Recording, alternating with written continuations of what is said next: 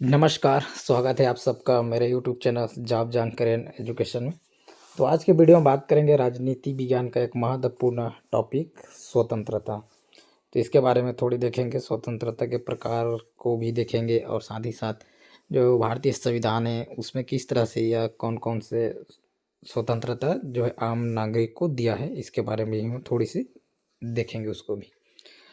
तो आप वीडियो को अंत तक जरूर देखें और साथ ही साथ वीडियो को लाइक एंड शेयर भी कर देंगे और चैनल को सब्सक्राइब भी कर दें ताकि इस तरह की जानकारी आप तक पहुंचे। राजनीति विज्ञान का जो इम्पोर्टेंट टॉपिक है उस पर जो है वीडियो बना रहे हैं। इससे पहले जो है संप्रभुता और उसके बाद गणराज्य और एक जो है न्याय, तो सामाजिक आर्थिक एवं राजनीतिक न्याय, इस तरह से जब ये सबको हम डिटेल से जो है देखें, तो अगर आप नहीं देखें तो चैनल में जाकर जरूर देख लें या फिर प्ले लिस्ट में जाएंगे और वहाँ पर राजनीति विज्ञान एवं संवैधानिक मूल्य करके प्ले लिस्ट बनाए, तो उसमें जो है ये सब वीडियो जो बन रहा है या पहले बना हुआ वो सब का जो है आप वीडियो को प्राप्त कर सकते हैं।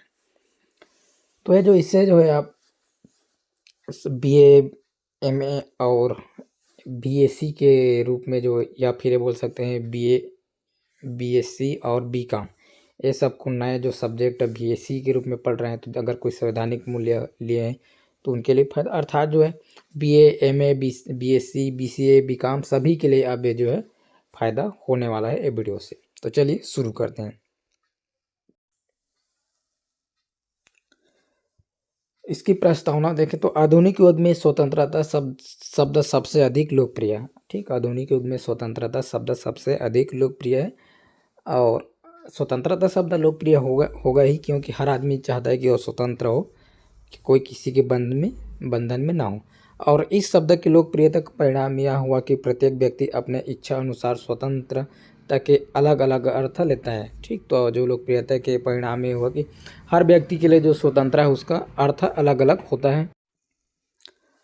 अधिकांश मनुष्य स्वतंत्रता का अर्थ मनमानी करने से या बिना किसी दूसरे व्यक्ति के हस्तक्षेप के अपने इच्छा अनुसार कार्य करने से लेते हैं। तो अधिकांश लोग जो है या ज़्यादातर मनुष्य के लिए स्वतंत्र का अर्थ है क्या है कि वो अपने मन से हर एक काम को कर सके, उसमें जो है कोई दूसरे व्यक्ति हस्तक्षेप ना कर सके।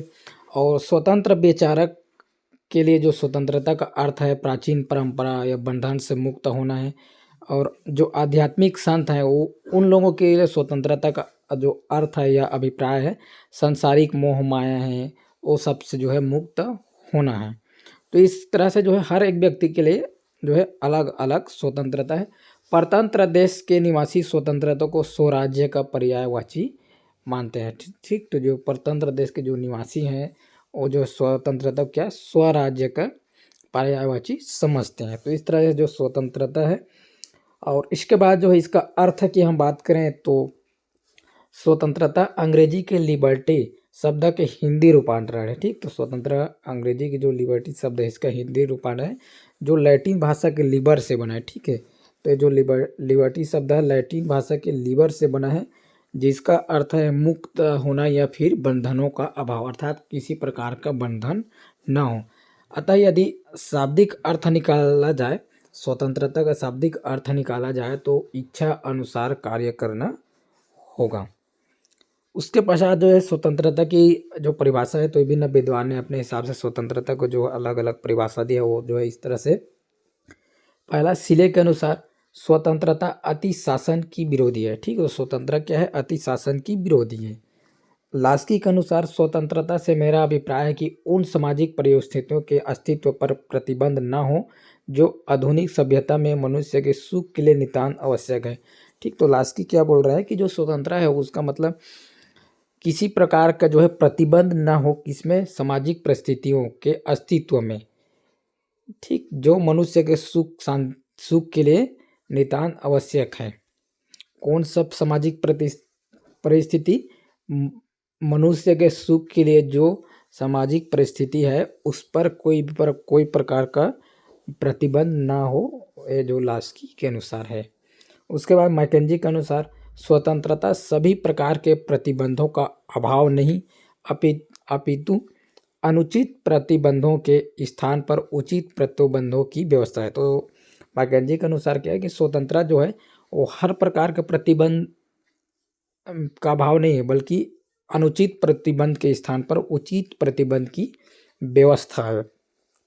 अगला जो है वेसांके के अनुसार स्वतंत्रता अन्य व्यक्ति द्वारा दमन शक्ति का अभाव है। ठीक, तो स्वतंत्रता क्या है? जो अन्य व्यक्ति है उनके द्वारा जो दमन शक्ति होता है उसका अभाव है। अर्थात अगर स्वतंत्रता है तो, या फिर दमन शक्ति नहीं होगा तो लोग, दमन शक्ति का अभाव होगा तो आदमी स्वतंत्र होगा।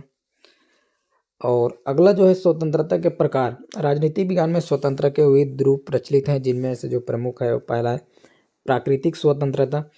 इस धारणा के अनुसार स्वतंत्रता प्रकृति की देन है। ठीक, तो प्राकृतिक स्वतंत्रता के अनुसार क्या है कि जो स्वतंत्रता है प्रकृति की देन है और मनुष्य जन्म से ही स्वतंत्र होता है। ठीक, मनुष्य जो है जन्म से ही स्वतंत्र होता है। इसी विचार को व्यक्त करते हुए रूसो ने लिखा है कि मनुष्य स्वतंत्र उत्पन्न होता है या पैदा होता है, किंतु सर्वत्र वह बंधनों में बंधा हुआ है। ठीक, तो मनुष्य पैदा तो स्वतंत्र होता है, लेकिन उसके बाद जो है बंधनों में बंधा हुआ हो जाता है। प्राकृतिक स्वतंत्रता का आशय मनुष्य की अपनी इच्छा अनुसार कार्य करने की स्वतंत्रता से है।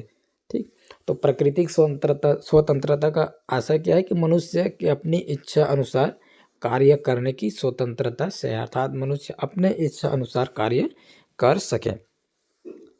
राज्य की उत्पत्ति के पूर्व व्यक्तियों को इसी प्रकार की स्वतंत्रता प्राप्त थी। राज्य की उत्पत्ति अर्थात जो एक निश्चित भूभाग अर्थात जो देश है, पहले देश अलग अलग राज्य या देश नहीं था, उससे पहले जो है व्यक्ति को इस तरह से स्वतंत्रता होती थी कि वो हर अपने हिसाब से कुछ भी कार्य कर सकते थे। स्वतंत्रता प्रकृति प्रदत्त और निरपेक्ष होती है, अर्थात समाज या राज्य व्यक्ति की स्वतंत्रता को किसी भी प्रकार से सीमित प्रतिबंध नहीं कर सकती थी।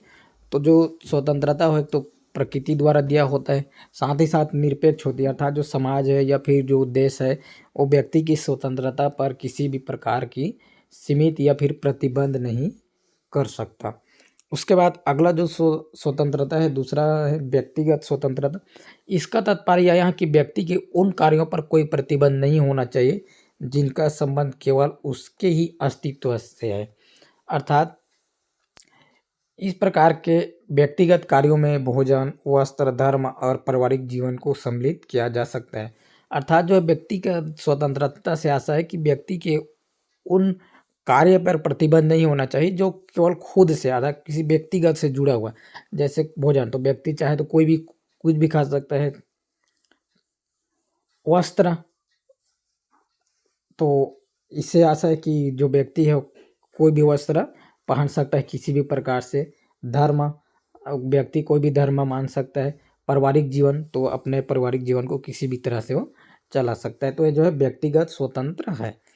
व्यक्तिगत स्वतंत्रता के समर्थकों के अनुसार इनसे संबंधित कार्यों में व्यक्तियों को पूर्ण स्वतंत्रता प्राप्त होनी चाहिए। ठीक, तो व्यक्तिगत स्वतंत्रता के समर्थक जो हैं इसके अनुसार भी जो है ये सबसे जो कार्य है जैसे भोजन, वस्त्र, धर्म, परिवार, इनसे जो संबंधित कार्य है इसमें इन लोगों को अर्थात सभी जो नागरिक हो उनको पूर्ण रूप से स्वतंत्रता देनी चाहिए। व्यक्तिवादी और कुछ सीमा तक बहुलवादी विचारकों ने इस स्वतंत्रता का प्रबल समर्थन किया, तो इसको व्यक्तिगत स्वतंत्रता को जो है समर्थन अच्छा मिला हुआ है। उसके पश्चात जो अगला हम बात करें तो नागरिक स्वतंत्रता। नागरिक स्वतंत्रता का अभिप्राय व्यक्ति की उन स्वतंत्रता से है जो व्यक्ति समाज या राज्य का सदस्य होने के नाते प्राप्त करता है। ठीक, तो नागरिक स्वतंत्रता का अर्थात व्यक्ति के उन स्वतंत्रता से जो व्यक्ति समाज या फिर अपने जो देश है उसका जो सदस्य होने के नाते प्राप्त करता है। नागरिक स्वतंत्रता का उद्देश्य प्रत्येक व्यक्ति को समान अवसर और अधिकार प्रदान करना है। तो नागरिक स्वतंत्रता का अर्थ क्या है कि जो देश है वो हर एक व्यक्ति को समान अवसर प्रदान करे और समान रूप से अधिकार प्रदान करें। अतः स्वभाव से यह स्वतंत्रता असीमित या निरंकुश नहीं हो सकता है। ठीक, स्वभाव से स्वतंत्रता जो है असीमित या निरंकुश नहीं हो सकती। इस स्वतंत्रता में आने वाली स्वतंत्रताएं इस प्रकार हैं, जैसे जीवित रहने की स्वतंत्रता, भाषण व प्रेस की स्वतंत्रता, समुदाय बनाने की स्वतंत्रता एवं धार्मिक स्वतंत्रता। तो ये जो सब स्वतंत्रता है नागरिक स्वतंत्रता के अंतर्गत आता है। जैसे जीवित रहने की स्वतंत्रता अर्थात जीवन जीने की इच्छा हर एक व्यक्ति को है तो हर वो व्यक्ति को प्रदान करेगा। भाषण व प्रेस की स्वतंत्रता सभी को बराबर है, कोई भी जो है अपना विचार व्यक्त कर सकता है।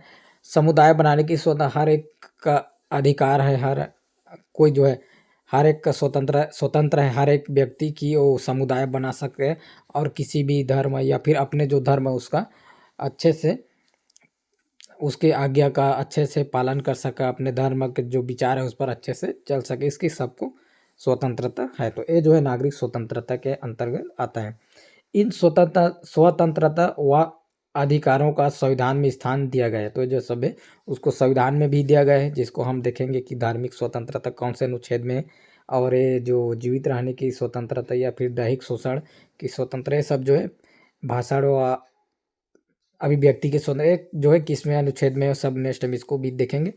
और संविधान में स्थान दिया गया है सब स्वतंत्रता को, और न्यायालय इसकी रक्षा करता है। और उसके पश्चात जो अगला हम बात करें तो राजनीतिक स्वतंत्रता, अपने राज्य के कार्यों में स्वतंत्रता पूर्वक सक्रिय भाग लेने की स्वतंत्रता को राजनीतिक स्वतंत्रता कहते हैं। ठीक, तो अपने राज्य के जो भी काम है उसमें जो है हर एक व्यक्ति कुछ न कुछ रूप से जो है भाग ले सकता है, तो उसको बोलते हैं राजनीतिक स्वतंत्रता। लास्की के अनुसार राज्य के कार्यों में सक्रिय भाग लेने की शक्ति ही राजनीतिक स्वतंत्रता है। ठीक है, लास्की के अनुसार क्या है कि जो राज्य के कार्य है उसमें भाग लेने, ये सक्रिय रूप से भाग लेने की जो शक्ति है वही जो है राजनीतिक स्वतंत्रता है। राजनीतिक स्वतंत्रता के अंतर्गत जो है व्यक्ति को ये अधिकार प्राप्त होते हैं, जैसे कि मतदान का अधिकार। ठीक, तो राजनीति का एक पक्ष है मतदान, राजनीति का भाग है, तो उसमें जो है सबका अधिकार होता है, जो एक एज होता है उसके हिसाब से। निर्वाचित होने का अधिकार अर्थात जो है चुनाव लड़ने का अधिकार, उचित योग्यता होने पर सार्वजनिक पद प्राप्त करने का अधिकार। तो हर एक व्यक्ति जो है अगर कोई भी गवर्नमेंट जॉब वैकेंसी आती है, सार्वजनिक पद या फिर अन्य जो है सार्वजनिक पद है उसमें प्राप्त करने का अधिकार है। हाँ, लेकिन उसके लिए योग्यता होनी जरूरी है, जो योग्यता मापदंड बनाया गया है उस वो। अगले अब जो है सरकार के कार्यों की आलोचना का अधिकार। ठीक, तो अगर कोई सरकार अच्छे से काम नहीं कर तो फिर उसका जो कार्य है उसको आलोचना भी कर सकता है। तो ये सब जो है राजनीतिक स्वतंत्रता के अंतर्गत आती है। इन अधिकारों से यह स्पष्ट है कि राजनीतिक स्वतंत्रता केवल एक प्रजातांत्रिक देश में प्राप्त की जा सकती है। तो ये सब को देखते हुए समझ सकते हैं कि जो राजनीतिक स्वतंत्रता ऐसे देश में होगा जो प्रजातांत्रिक होगा। जैसे भारत है, भारत में वोट वाला सिस्टम है। ठीक, निर्वाचित होना है और सार्वजनिक पद, ये सब तो ये सब जो है प्रजातांत्रिक देश में ही संभव है। राजनीतिक स्वतंत्रता के अभाव में नागरिक स्वतंत्रता का कोई मूल्य नहीं रह जाता। तो अगर राजनीतिक स्वतंत्रता नहीं हो, मान लो जैसे मतदान का अधिकार, निर्वाचित होने का अधिकार और सार्वजनिक पद, ये सब अगर नहीं हो तो फिर बाकी जो स्वतंत्रता है जैसे नागरिक स्वतंत्रता, इसका कोई महत्व नहीं हो जाएगा, क्योंकि राजनीतिक स्वतंत्रता के उपयोग से ही समाज का निर्माण संभव है। ठीक है, तो राजनीतिक स्वतंत्रता से ही समाज का निर्माण संभव होता है जिसमें नागरिक स्वतंत्रता की रक्षा संभव हो सके। अगला जो है पांचवा, आर्थिक स्वतंत्रता। आर्थिक स्वतंत्रता का अर्थ है कि लोगों को अपने दैनिक भोजन कमाने हेतु सुरक्षा और अवसर प्राप्त हो। ठीक, आर्थिक स्वतंत्रता का असर अर्थात क्या है कि जो लोग हैं देश में या राज्य में, जो लोग हैं उनको अपने दैनिक भोजन कमाने के लिए उसको सुरक्षा भी दिया जाएगा, अवसर भी प्राप्त हो। जो इस प्रकार का जो स्वतंत्रता है वो आर्थिक स्वतंत्रता हो। लास्की ने आर्थिक स्वतंत्रता को स्पष्ट करते हुए लिखा है कि आर्थिक स्वतंत्रता का अर्थ है यह कि प्रत्येक व्यक्ति को जीविका कमाने की समुचित सुरक्षा व सुविधा प्राप्त होनी चाहिए। तो जो प्रत्येक व्यक्ति है जीविका कमाने की उसके लिए समुचित सुरक्षा हो, साथ ही साथ उसके लिए सुविधा भी हो, विभिन्न प्रकार की सुविधा व्यवस्था करे जो सरकार है, जो राज्य की जो सरकार है वो आम लोग के लिए किसी न किसी प्रकार की व्यवस्था करे ताकि हर एक लोगों को काम मिल सके। उसके बाद जो अगला है, व्यक्ति को बेरोजगारी और अपर्याप्तता के निरंतर भय से मुक्त रखा जाना चाहिए। तो व्यक्ति जो है उसको बेरोजगारी का भय ना हो, अपर्याप्तता मतलब मुझे काम मिलेगा या नहीं, पर्याप्त है कि नहीं, ये सब के जो भय है उससे जो है मुक्त रखा जाना चाहिए, जो जो कि अन्य किसी भी अपर्याप्तता की अपेक्षा व्यक्ति की समस्त शक्तियों को बहुत अधिक आघात पहुंचाती है। ठीक, तो और अगला जो है व्यक्ति को कल की आवश्यकताओं से मुक्त रखा जाना चाहिए। ठीक, तो व्यक्ति को कल की मेरे को ये चीज़ चाहिए, इसकी जो है टेंशन नहीं होनी चाहिए। तो ये सब जो है राज्य का दायित्व है, और ये जो है आर्थिक स्वतंत्रता के अंतर्गत आता है। अगला जो आर्थिक स्वतंत्रता में और कौन कौन से अधिकार आते हैं, तो नागरिक को काम करने का अधिकार, तो नागरिक कोई भी काम कर सकता है। आराम व अवकाश का दान, ठीक, तो ऐसे नहीं कि लगातार या फिर बहुत 8 से 10 घंटा किसी को कार्य कराना है, ऐसे नहीं, उनको आराम भी चाहिए और बीच बीच में जो है अवकाश भी जरूरी है। उसके पश्चात जो है वृद्धावस्था और असमर्थता में आर्थिक सुरक्षा का अधिकार, कार्य करने के न्याय उचित निर्धारित घंटे, तो कार्य जो करना है उसका एक निर्धारित समय होती है कि ऐसे नहीं कि पूरा 24 के 24 घंटा करना है, ऐसा नहीं।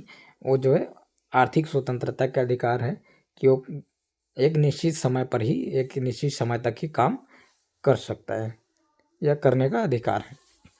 अगला जो है राष्ट्रीय स्वतंत्रता, प्रत्येक व्यक्ति के स्वतंत्रता के अधिकार ही समान ही प्रत्येक राष्ट्र को भी स्वतंत्र होने का अधिकार होना चाहिए। तो जिस तरह से हर एक व्यक्ति अपने हिसाब से रह सकता है, ठीक, तो उसी प्रकार से हर एक जो राष्ट्र है वो भी जो है अपने हिसाब से स्वतंत्र होने का अधिकार होना चाहिए हर एक राष्ट्र को। और राष्ट्रों के स्वतंत्रता संबंधी इस व्यवस्था को राष्ट्रीय स्वतंत्रता कहा जाता है।